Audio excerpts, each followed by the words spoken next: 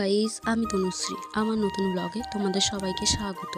গত রবিবার মানে 12 তারিখ আমি গিয়েছিলাম আমার বাপের বাড়ি।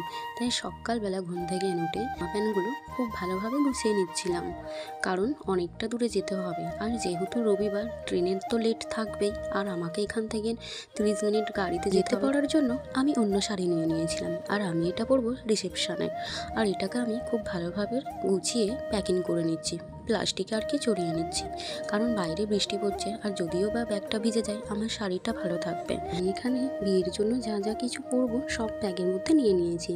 আর সাজার জন্য যা মেকআপ ছিল আমি ওগুলো সব গুছিয়ে নিয়েছি। এই যে এই সাজগুলোই আমার কাছে ছিল।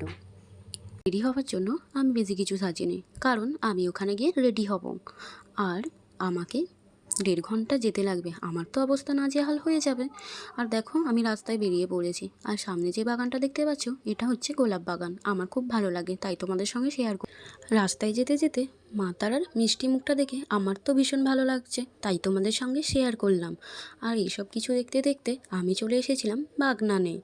বাগনান থেকে আমাকে ট্রেন ধরে এখনও যেতে হবে। হচ্ছে আমাদের রিসেপশানের লুক। বিয়ের ভিডিওটা তোমাদের সঙ্গে শেয়ার করতে পারিনি, কারণ ফোনটা আমি বাড়িতে রেখে গিয়েছিলাম।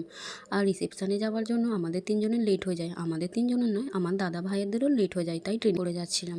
আর রিসেপশানের দিন বাইরে বৃষ্টি হওয়ার কারণে আমার সিঁদুরটা কপালে গড়িয়ে এসে পুরো ঘেটে গেছে। তো ভিডিওটা এতটুকুন। ভালো লাগলে লাইক, কমেন্ট, সাবস্ক্রাইব। বাই।